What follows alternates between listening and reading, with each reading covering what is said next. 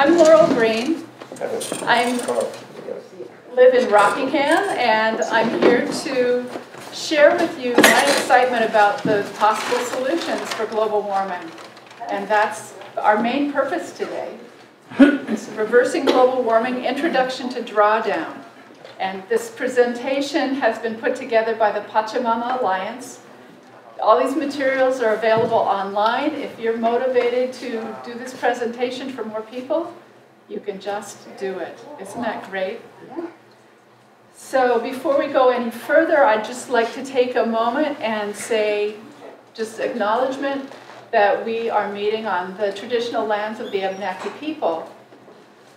And so one of the things I'd like to do is just remember that they've been here for over 12,000 years. They still are here. I'm hoping that we can join in solidarity with them in good stewardship of this land. So one of my other purposes is to help build a network, and I know that a number of you are part of Earth Matters. Put your hand up if you're Earth Matters people. Okay, there's a few people who are not part of that group. It's a local action team around climate issues. So I'm hoping that you'll fill us in on local activities. There's a place later in the schedule where we'll get to hear some of the things that are happening locally. Like I said, I live in Rockingham, over the mountains between Chester and Bellows Falls.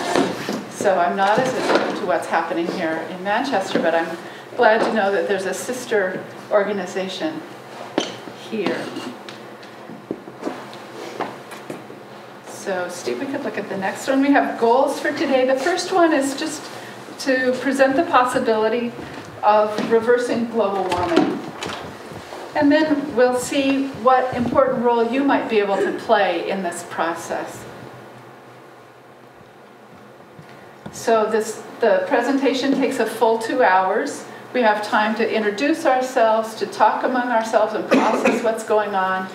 There are videos, several video clips that we'll be watching. And it seems like we have a little bit limited volume control, so if you can't hear, the speakers are right there on the... Come closer. Yeah, you can come in closer. That's going to help those who have hearing issues. Next. Okay, so next, yeah, we're ready for the next one. So we'll be getting to know each other a little bit and hopefully get to know ourselves a little better as well. And we're going to talk about global warming, we're going to talk about Drawdown and the whole Project Drawdown process that has gone on and the information that they have to share with us, and thinking about next steps that you might want to take. Hope that you'll be inspired. Today I'm standing in front of you as a person with many hats. One of them is as a volunteer for the Pachamama Alliance, which basically means, in sign language, this means volunteer. You volunteer yourself. And that's what I did. I decided to do a series of 8 of these Introduction to Drawdown because I want to have these conversations started in every corner of our communities and bring people together to work as in a network together to take action.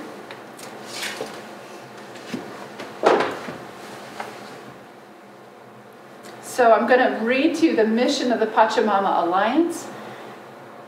It is to create an environmentally sustainable, spiritually fulfilling, and socially just human presence on this planet. The Pachamama Alliance Drawdown Initiative, which is only one part of what they do, is part of their overall vision, which is grounded in the understanding that we are all connected to each other, to all species, to the earth and all of life on this planet. And that's what the meaning of the word Pachamama is, the big earth life force for a group of indigenous people high in Ecuador, up at the very tip top of the rainforest of the Amazon River. And people in the Pachamama Alliance have been working with them for 20 years. They had been separated from modern culture and then realized they needed to share their wisdom. And they made this alliance with the Pachamama Alliance people, and there's people that started in California, I think, and now it's a worldwide network.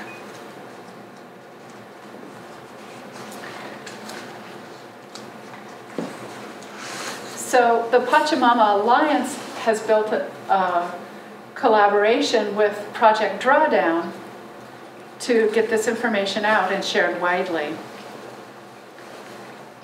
Really trying to share the idea that it is possible to reverse global warming. It's going to take all of us working together.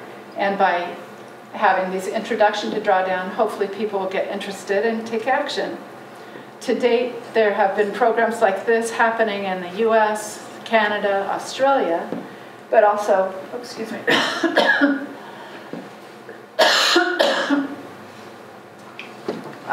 various places like Mexico, Colombia, Romania, England, and Japan, and the list is growing all the time. I'll be mentioning other programs that the Pachamama Alliance offers later in the program. And near the end of our time together, I'll ask you to do an evaluation of the program today so that I can use that feedback to improve what I'm providing for people as we go through this process. You know, we live in a beautiful place. It's amazing, isn't it? Where is it? I don't know where that waterfall is, but South America, I assume? boy, I don't know. Not here. I'm not good. It's not in my backyard, but It's the Battenkill. a different upstream maybe. So to start from here, let's just take a moment to sort of honor us coming together.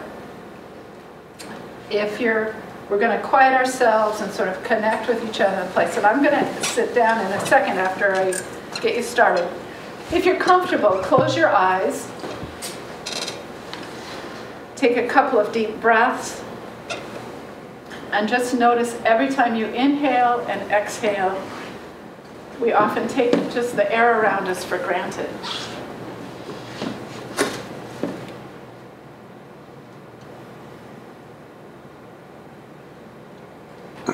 Allow yourself to feel your body on the chair, your feet on the ground, on the floor, and let go of everything you had to do to get here today, all the responsibilities and chores,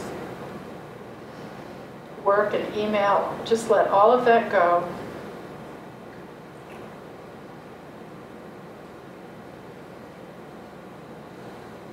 And feel yourself as a connector between the heavens above and the earth below our feet.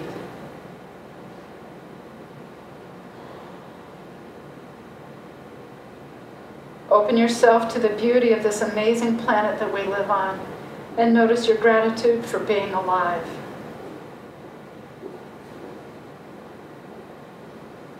Now, please take another breath and open your eyes and bring your attention back to the room. Thank you. Welcome. Come on in. We're just starting.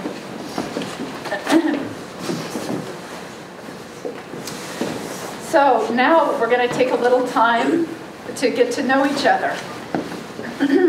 This is a planned part of the program, and we do it because we're trying to create a sense of community. We're learning and thinking together today. So what I'm going to do is ask each person to stand if you're able, say your name, where you're from, and a short phrase about what brought you here today. So I'll give you an example. I'm Laurel. I'm from Rockingham. And I'm here to help create a network of like-minded people. So who'd like to go next? And then we'll go around the room from there. I'm Carl Buckholt. I live in Manchester, and I'm an active member of Earth Matters. I've been reading Drawdown, and I want to learn more about what I can do to help this community move forward. Thank you. The most comprehensive plan ever proposed to reverse global warming, which then usually Paul Hawkins laughs because it's like nobody else had a plan, so we could claim this. So he's got a sense of humor, which is good to know. Paul Hawkins is an activist, he's an author, he's been dedicated to environmental sustainability for his whole adult life, I think.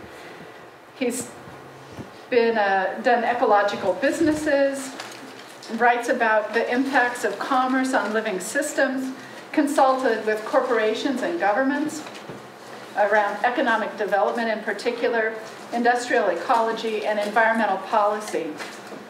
and he's the executive director of Project Drawdown. The book was published in April of 2017, so it's not quite 2 years old. In the week before it was released, he did an interview with the Pachamama Alliance, and so we're going to see a couple of clips from that interview today. So we'll go ahead and watch it. If you can't hear, we have the speakers up as loud as they can be. Move towards where Steve is here in the center. Pull right up. We don't need to keep the aisle. Yes.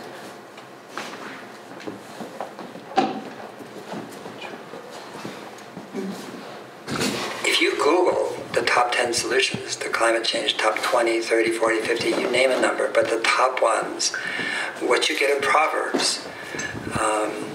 It's kind of like be kind to your mother, you know, eat smart, consume less, be efficient, move closer to work, use power strips at home. I mean, things that are definitely sensible, make total sense, but also give you a sense that we're screwed.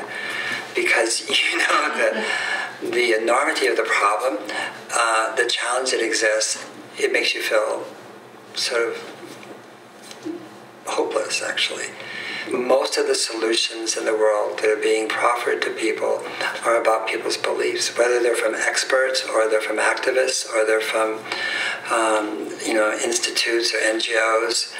It's just our beliefs about what we need to do, and like any good proverb, they're true, but they don't actually come together in a way that gives us a sense that cumulatively together and with those solutions we can actually reverse global warming. And the idea that we should aim for mitigation or reduction or stabilization is just crazy, because ppm right now of carbon dioxide parts per million is 402. Humans have never existed when it was over 300. So we're in Terra Nova. We're in a place right now that no human being of any sort of type, and certainly civilizational or not, has ever existed. So the science about what's going to happen, how fast it's going to happen, is actually speculative. It's good science, but it's speculative. And the idea that we should adapt, mitigate, reduce at this point at 402 is, to me, absurd.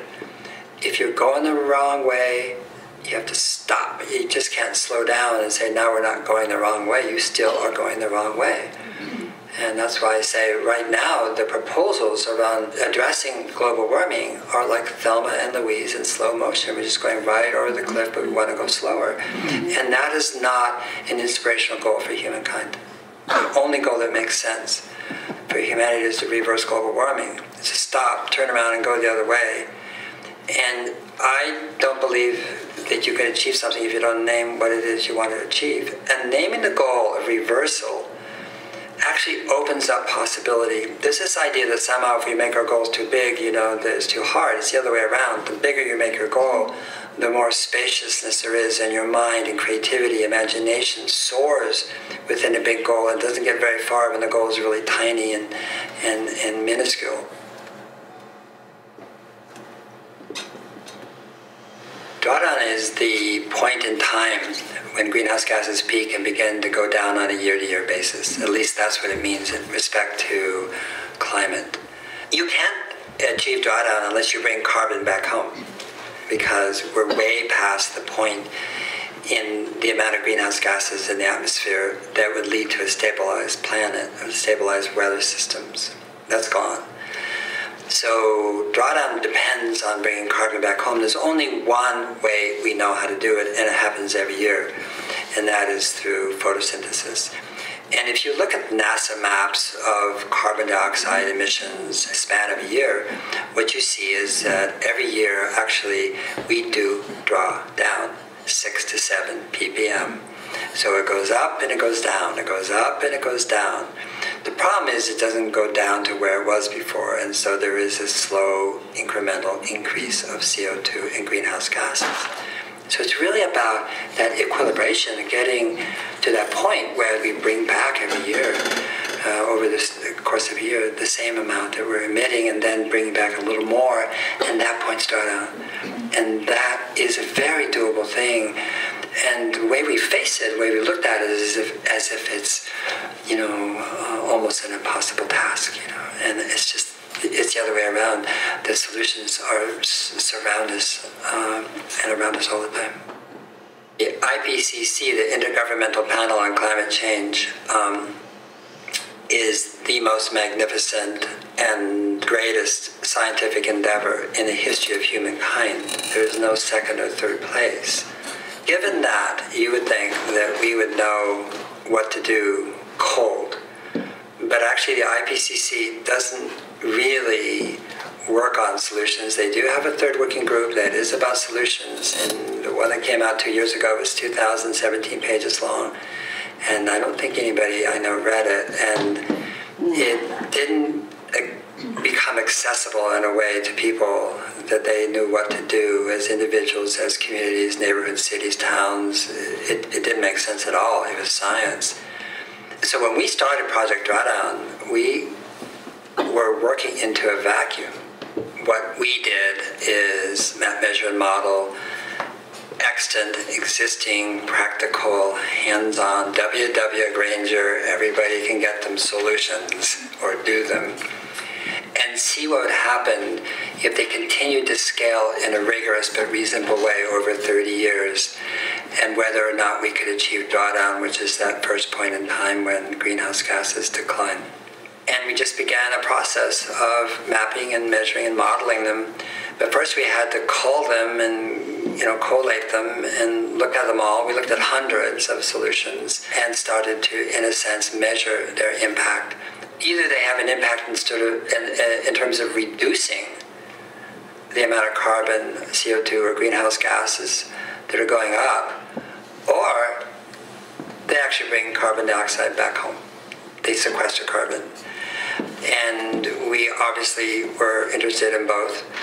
And in that process, we only used peer-reviewed literature to measure the carbon impact. We didn't use anecdotes or stories or narratives. And on the economic side, the same thing. We modeled both the impact and the cost and the savings. It's a very complex model because every solution impacts every other solution in some way. It's one system, it's one Earth. And when the solutions came out, we were shocked. When the top solutions, we were like, no, are you kidding? And we didn't even see it coming, actually. You would imagine, or at least I think most people imagine, that the top solutions would be solar and wind and electric vehicles, don't cut trees and stop eating beef, and there's some truth to that. But not as much as you think. The top solution is actually refrigerant management, which is so prosaic, but the hydrofluorocarbons used in air conditioners and refrigerators are thousands of times more powerful in their greenhouse warming potential as our CO2 gases. And so a small release of those has a much, much bigger impact. And the second one was onshore wind, which I think not unexpected or not surprising. The third one, biggest solution, is reduce food waste. And that surprised us. And when you think about it, we use 10 calories for every calorie we eat. We have an extraordinary agricultural system in terms of how much energy it uses and wastes. It's not just the production of food, it's the cold chains, it's the trucking, it's the stores, it's the grab-and-go cases, it's like driving to the store, it's going back home, it's the packaging, it's the plastic. Our food system is very energy intensive. And then that food goes into landfills, and that landfills are anaerobic and they produce methane gas, which is 25 times more powerful than CO2 in terms of its greenhouse warming potential. So food is critical. And then right next to that, at number 4, is actually plant-rich diet. It's not vegan or vegetarian. You may, that's fine. But it's a reduced meat diet for sure, to the level where actually it's healthy. And then number 5 is protecting and restoring tropical forests. Number 6 is educating girls. It's the girl effect. It's been talked about much. And if she goes beyond 10th grade, she becomes a woman more on her terms. She's educated. Her choices, her reproductive choices change. They earn more money and put the resources into fewer children. So they're now on a cycle of well-being, so to speak. And the number 7 solution is family planning. Those two combined, if you put them together, are the number 1 solution to global warming, which is empowering girls and women. And all I can say to that is, who knew? It's not a solar panel, it's a woman. And when you really let that go in, you think about it and say, well, yeah, I mean, it can't be a thing, but to have this idea that somehow this inanimate object is going to save our behinds, and no, it's not. We need that inanimate object. It's beautiful, but we're going to save ourselves, and it's not surprising when you look at it that girls and women came out number 1 when you think about it. If you're a game changer, what you will want to look at is all 100 solutions. And one of the mistakes we make is by looking for constantly the top solutions and focusing on the top solutions. If you look at Drawdown, we have 80 solutions we measured and modeled and 20 more which are so new you can't model them. But so let's just stick to the 80 for a minute. Those 80, some of them in the 60s and 70s have a relatively small impact compared to the top 7 or top 10 solutions. But you cannot achieve drawdown, you cannot achieve reversal of global warming unless you do them all. So there is no small solution. That's the point. We need all of it, and we need to honor all of each other. And so when somebody looks at that list, it's what resonates with them. Everybody could probably resonate with food waste, just unconsciousness about purchasing, consumption. Okay, so where do they make sense to you?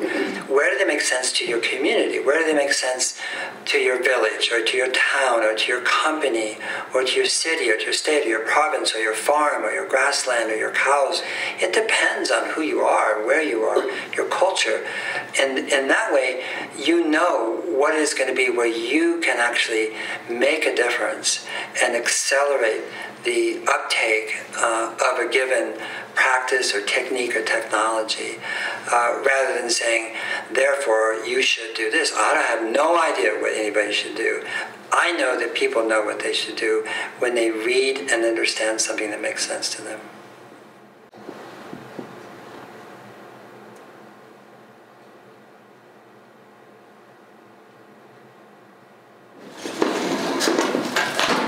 As Paul Hawkins was saying, they looked at hundreds of possible solutions, sorted them out, and picked the top 100. That they did extensive research. They used scientific data, scientific peer-reviewed literature for all of it. None of it's guesswork or hypothesis. They're existing solutions that are already in hand, which that alone is a phenomenal feat that they managed that. One of the numbers they did, Paul will say readily that what they did was they did the math, and they did a lot of math. They got really good mathematicians to do it. One of the numbers that they came up with, I think, is absolutely stunning. It's $74 trillion. Anybody know how many zeros a trillion has? I had to look it up. Yeah, it's a lot. We had a 14-year-old last night at the presentation. He said 12 zeros, 74, and then writer's cramp, you know, with all those zeros. Approximately $74 million is trillion bigger. $74 trillion would be the savings, net savings to the world if we did the 100 solutions at scale by 2050. In the long run, it's going to save us a lot of money doing most of the things are things we would want to do anyway. It's like, what's holding us back? There's an initial investment, and we have to face that and move along. So that, I just find that exciting. So we're going to take a look at a few of the solutions. They've picked 3. I don't know how they came up with these 3, but... Oh, you know what, Steve, I'm jumping ahead. We'll look at these up here in a minute. Okay. I want to actually hand you lists of the 100 solutions. Let me grab one. So this packet is for you to take home. The 100 solutions are on the front. The first 80 are ones that there was literature to review. Then there's a thing called coming attractions, 20 of them, that they don't have enough data yet, but they are so promising, they included them in the book, bumping other ones that they had data on. On the back of that sheet is, they're grouped by the what do you call them, areas that they're in, land use, food, women and girls, for example.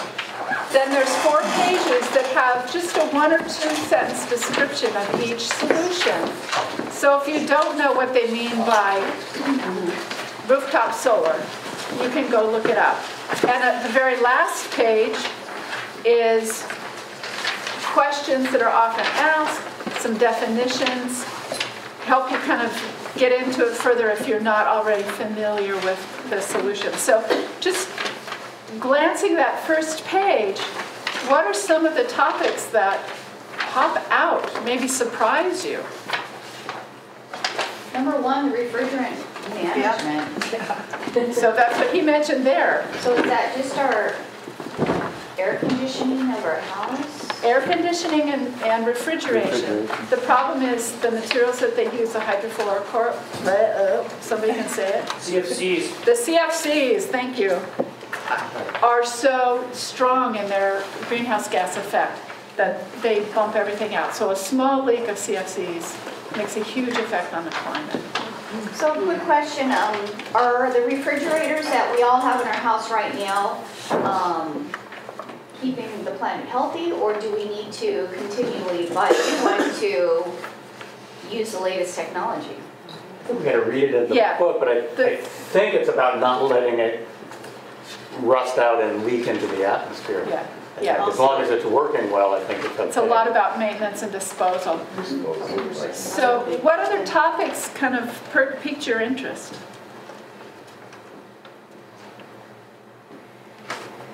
Did you get a list? I think reduce food waste and plant-rich diet. Yeah. Because not all of us cultivate rice here, but we all eat. Right. Yeah. And It's something we have control of. Yeah. Right here. Yeah. Other things? Clean cook stoves. Clean cook stoves for places where people are harvesting firewood and now have to go farther and farther distances, or animal dung. And they deal with the smoke of that in their houses. It makes a huge difference for people who are using those materials to cook on. So not so much I an think issue we don't here. necessarily think about that. We think about what we're using, Right. and forget about what happens to the rest of the world. Rest of the world. So many of these are, some of the solutions are for here, and some are universal, and some are for certain places. Other ones that pop out? Micro wind, what is that? That's Point to. 76. Microgrid. Micro wind. So it's a small scale wind projects. So again, those definitions are on page 3 and 4 in here, the second and third page papers that you have. One of the ones that I particularly like, I think it starts like a joke. A cow walks onto a beach. It's one of the coming attractions.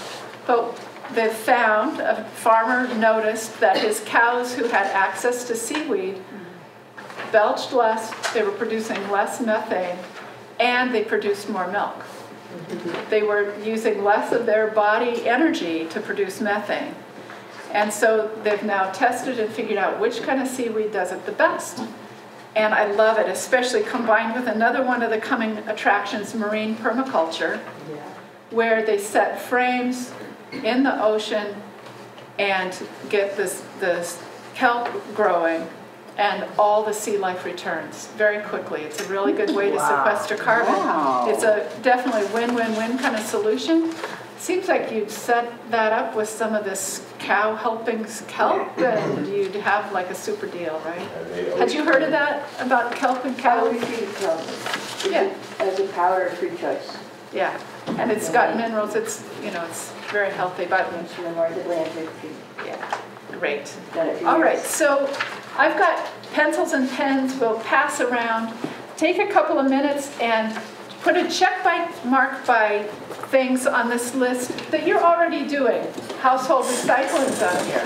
You probably do that. Anything that you want to do more research on, learn more about, put a circle. Didn't mean to throw one at so you can come back to it easily when you take this moment and have a chance to do some more work. Take a look at a few examples from Drawdown.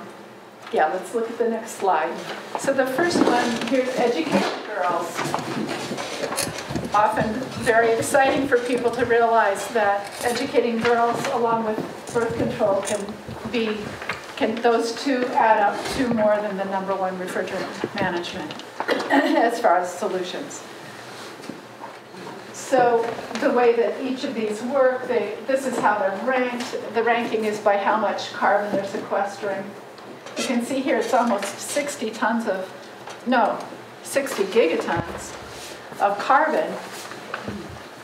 I don't know for you, I don't have a vision of how much a gigaton is really, like it's just a number, which you can compare the numbers and kind of get something out of that. But 60 gigatons is the amount of carbon dioxide that was produced by the entire world in 2016. So this is not a small number. This is really significant. Let's look at the next one. Reduce food waste. This actually looks more like breakfast to me, but it gives you the idea of food waste.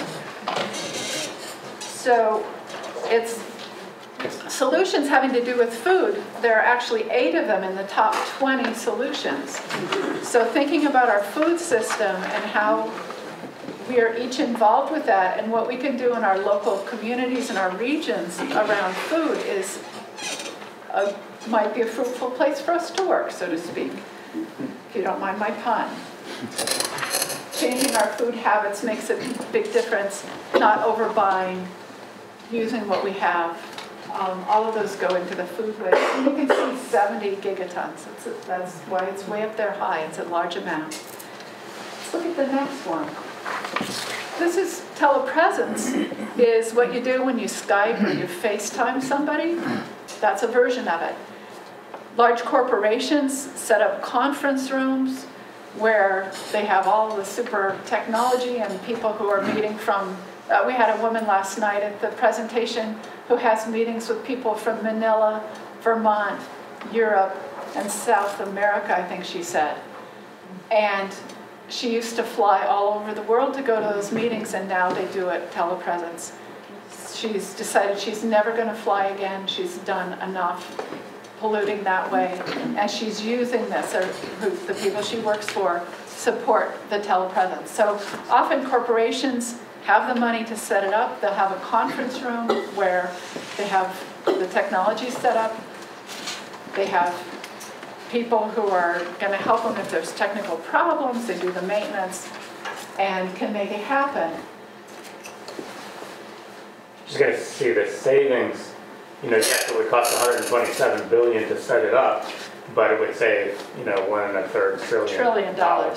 So that might not be a solution for us personally, other than doing Skype and maybe not visiting the grandchildren as often who live on the other side of the continent. But it's definitely something to think about. And when I bring that example of visiting grandchildren who are far away, because when I decided not to fly anymore, I had people repeatedly come to me and go, I'm flying to the Midwest to see my grandchildren because I can't bear to not see them. And my response is, what are you going to tell them? What you have to think about your role in all of this. So anyway, telepresence is a useful tool. So those are just 3 examples. One of the things is this is a very low-ranked one, but there's still a lot of money involved here. So that's part of his point, that all of these are important solutions. Okay, we're going to watch another clip of Paul Hawkins. This time, he's talking about the opportunity that global warming is presenting us. So let's watch that. If you look at the solutions in Project Drawdown, except for 2 or 3 of them, we would want to do every single one of those solutions, regardless of whether you understand climate science, whether it's warming or whether it's not, or whether there's more CO2 up there or it's having an effect, because they have so many cascading beneficial impacts and effects on human health, on security, on jobs, on economic well-being, on peace. The list goes on and on and on. So the solutions to reversing global warming are the solutions to many things. They engender economic and ecological regeneration. In other words, they bring more life back to people, place, planet, animals, diversity, forests, oceans, fisheries, you name it. And they do it in such a way that actually people benefit. That is, it's not over there and you stay poor over here. It actually brings those two together, those who lack and the carnage, the destruction that's being visited upon our living systems, both up in the air, in the atmosphere, all the way down to the bottom of the ocean. There has been a silver bullet mentality in the climate movement, as if there was some magical solution, that would solve it all, or pretty much all of it, and there still is that mindset. The real game changer are people and communities and human beings. Those are the game changers, because it's our game, we created it. We're the only ones that can change it. Technology can't change the game. So when we went out, we had the same question I think everyone has, which is, well, what should I do? What should we do? What we do know, given the science, is that the odds are really long. And my attitude is, let's take them. Cool. I like long odds. It's very motivating. And you just accept them. It's not a matter of saying, well, we don't want even odds or better odds. No, they're just odds. And to me, it's a question of whether it's game over or game on. This is a game on moment as opposed to a game over moment. And what we are doing, smaller we, is reflecting back to humanity its collective wisdom. And what we're saying is, actually, we are on the case. That it's not as though we're numb and dumb and stupid. We actually do know what to do. We are doing it. We model what is. That's why we know it's possible. And in so doing, we're trying to reflect back to the greater we that we're on the case. Not only do we know what to do and are doing it, but humanity is just extraordinarily brilliant and such genius in us, And what's coming, that is what we didn't model, is extraordinary. And if you can't get from that a sense of well, it's game on, then you should probably do something else. But for me, and for I think everybody who's been touched by it and who's touched it by creating it, there is a sense that the odds are irrelevant. For game changers, there's a quote in the book, and it says the one thing we haven't looked at is our mind. It's our thinking. Our thinking caused it. And when you change your thinking, it's a completely different world. You see a completely different world.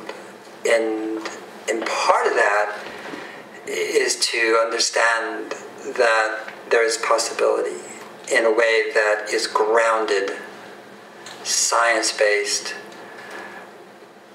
practical, doable right now.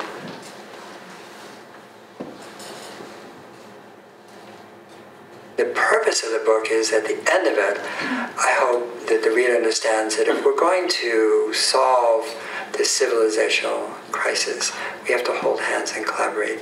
And to do so, we have to actually listen to those people who deny, people who don't believe, quote, quote, to people who think the science says something else. And that is how we create a change, not by dividing, not by polarizing, not by polemics, not by anything that says that others are other. In other words, that you're other, you're not as good, as well, as important, as meaningful, as contributing as these people over here. And whether you're bent towards the activist side or the research side or the amelioration side or the attending to suffering side, I mean, there's so many different ways, you can, reach out to this world. It doesn't make any difference. We need them all. Even those who deny the science, we shouldn't really demonize or criticize them. They're doing the best they can. They are. Everyone's doing the best they can. We can sit back and say, you're not doing well enough or good enough, or that's really inappropriate. That's your judgment. That's your mind. But the fact is, they are doing the best they can. And when we get off of our position of knowing more, being better, and seeing them as lesser, then we can actually hear what they're saying. And it's really important, if we're going to make this change, that we listen.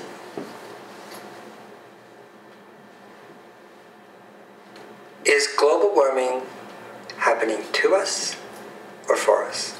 Because if it's happening to you, you're the victim, you're the object, you got born at the wrong time, short end of the stick, not fair, you want to sue Exxon, you want to make somebody wrong, you want to demonize, you want to blame somebody else for how you feel and what's happening.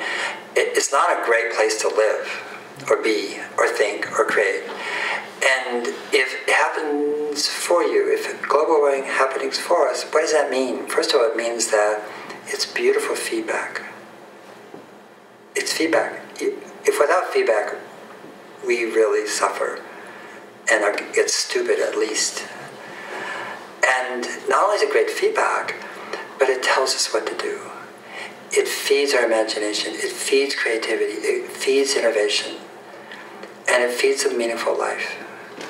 And you couldn't have a more meaningful life than to take on the greatest crisis human civilization has ever faced.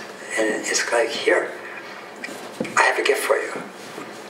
What is it? It's this, civilizational crisis. You came just at the right time.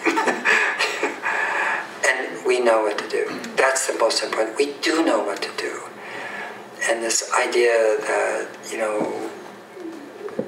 the media keeps putting in our face, is that, that the 7 deadly sins are preeminent now and rule the world, and that's not true.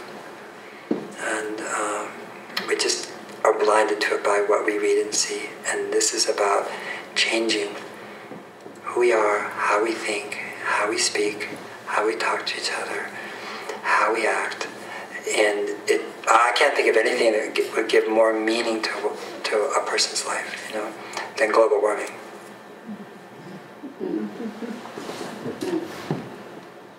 Great. Okay, we get another chance to think about it together. And this time I think what we'll do is just count off by 4s, and we'll have random groups. Okay? So, 1, 3, 1, 2, 3, 4. 1, 2.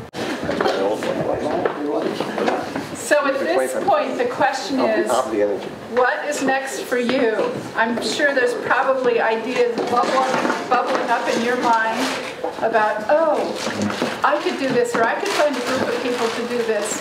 I'm not sure where the Earth Matters group is at this point, if you've selected as a group of focus with the solutions.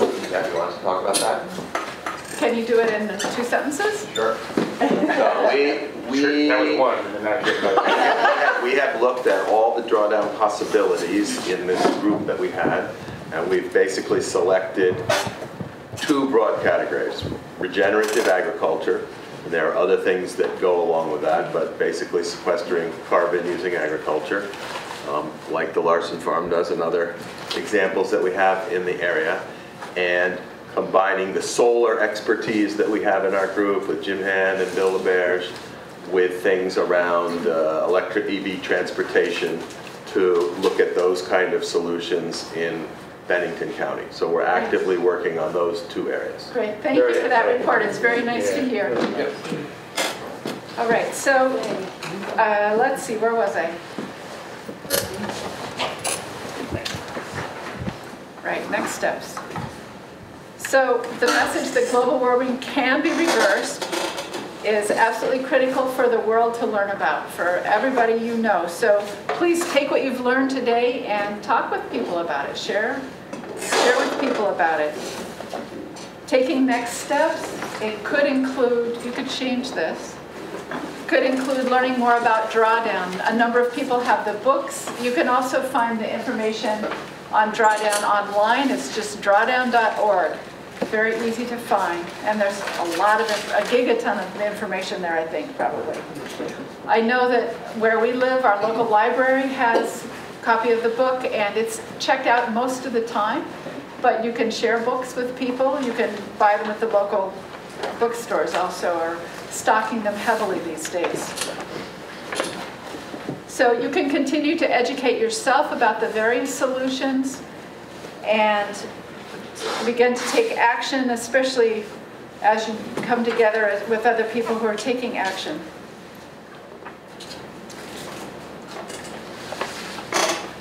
We're going to take a look at, and also bringing Drawdown into your communities, as it says here. This particular presentation, Introduction to Drawdown, I have been taking around. I have a series of 8 times that I'm doing it, but there are certainly people around here who could take the materials and learn how to present it and take it to different groups. Churches often have a climate action team. Different businesses and organizations have goals around climate-related or energy-related things. You said you're part of an energy committee in your town. I know our energy committee is just jumping on everything I'm doing. They're very excited to have it, have more people talking. We had 27 people show up in my hometown, including both of the people who are really the heart of the energy committee, and they were thrilled, and I was thrilled that they were there. So it's making all these connections is important. So we're going to take a look at another video. This time it's going to be Will Grant. He's an environmental educator. And he has an interesting perspective on the different levels at which you can get active with these solutions. So we'll watch this short video.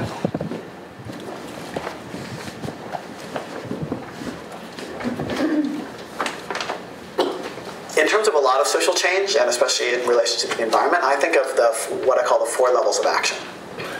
The first is individual action. The second is action with my friends and family, the folks I'm directly connected to. The third is community and local institutions. And the fourth is the economy and policy change and changing laws. And so, in the environment, level 1 is, I recycle, I use less, I drive less. Level 2 is I get me and my family to do that. And maybe I put solar panels on my roof. And maybe I join a community-supported agriculture, a CSA. Level 3 is that's when I start to do things like change the way the schools that I'm connected to, right? The way that I change my workplace. That maybe I organize in my town, right, to start moving towards a community solar array. Or that I start to, I go into the industries that I work in and I make changes. And the idea for level 3 for me is the place where it's at the level of institution and groups, but where I'm still known as a person.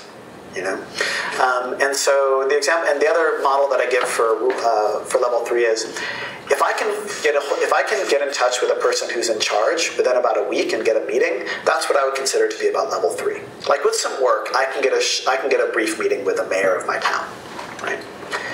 And then level 4 is, like I say, policy. It's change the law. It's write your congressperson. It's boycott this product. And the environmental movement, I think, in a lot of ways has given the message that's been at level 1 and level 4, right? Change individual actions, or sign this petition, lobby this person, right? And the thing is, I think our greatest impact is actually at level 2 and level 3, and especially level 3. And the reason that I say that is, if I change a local institution or something that I'm involved in, I'm not just impacting my life, I'm impacting the lives of hundreds or maybe thousands of people. I'm also changing an institution, and then other institutions can take a look at that and take the model for that change. So an example is, like say I get the local school to put solar panels on their roofs. I can actually get that done. That's a project that I can see through beginning to end in a year or two.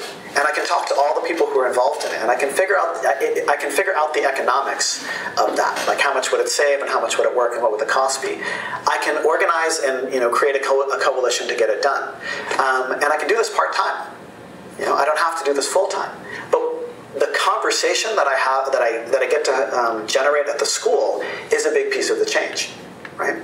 That the conversation with the principals and with the students and with the PTA is as useful as the change itself. And we're getting into this idea of, oh, we could do something about this. And then when the solar panels go up, then that means all of the other schools in the neighborhood or in my city have to go, why don't we have solar panels? I mean, this school did it. And so that's a level of a change that I think that we ought to be focusing on. And I think specifically with Drawdown, like there's these 100 solutions that are named in Drawdown. And the question is, how are they going to be implemented? But one of the things that the project did is they looked at projects that were happening at what I've heard Paul Hawkins call from the middle out. Not just from the grassroots up, not just from the top down, but from most of those changes were organized by people working at level 3.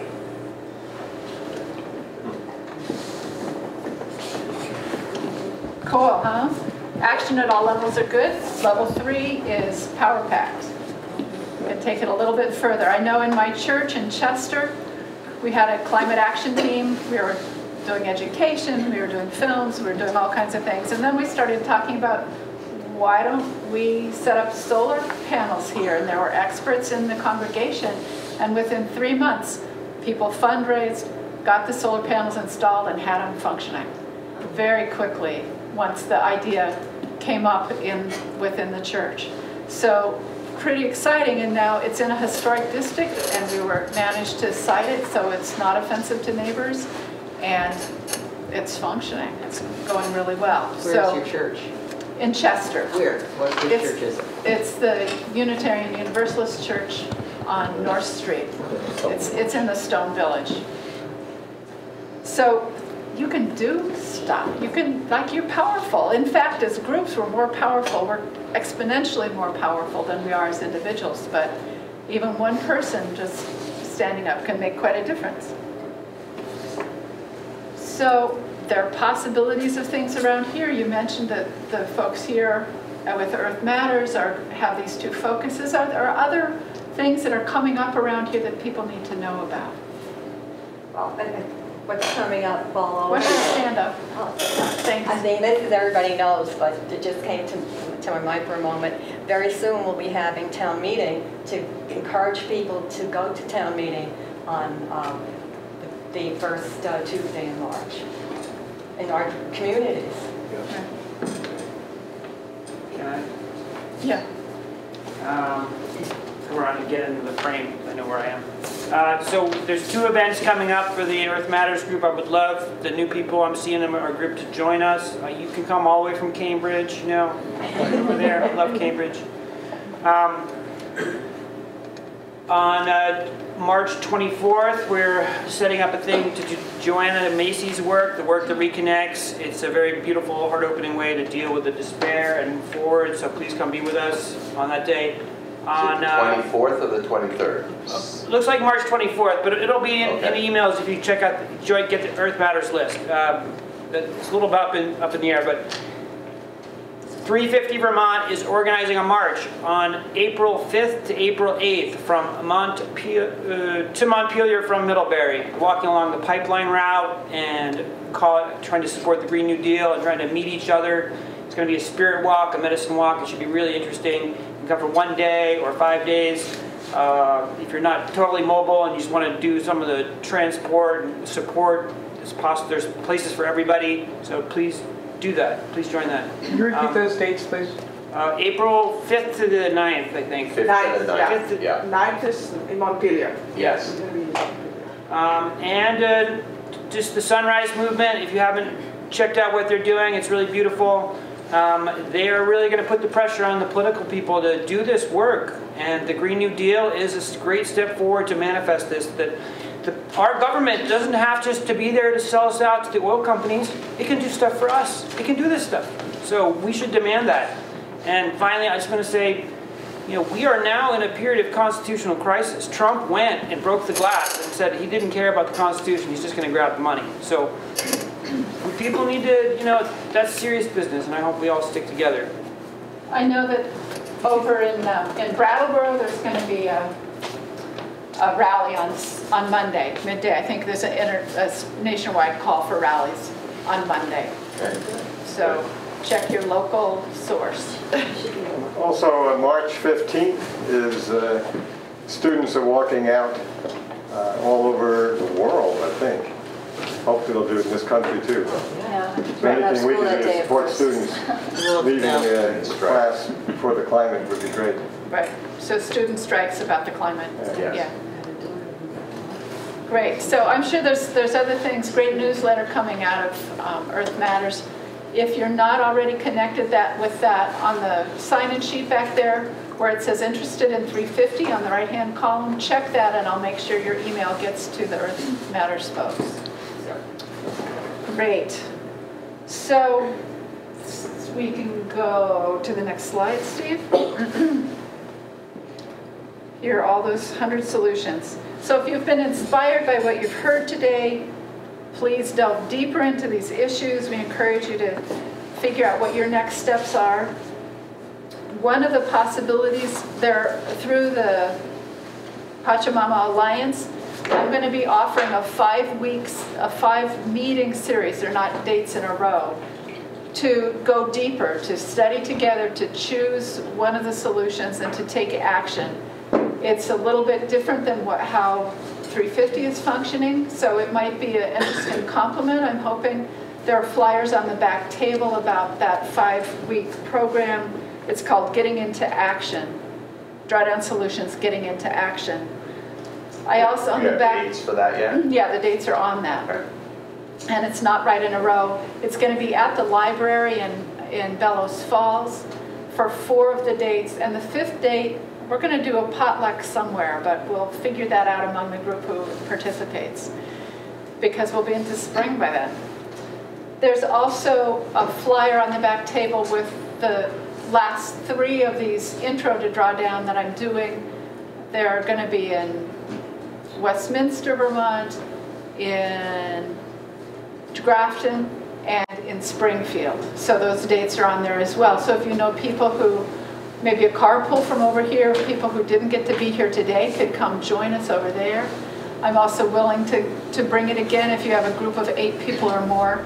Glad to do this, or support one of you to actually take it on and start to lead these. Oh, by the way, there's no charge for the 5-week class of Getting Into Action. I just want to see it happen.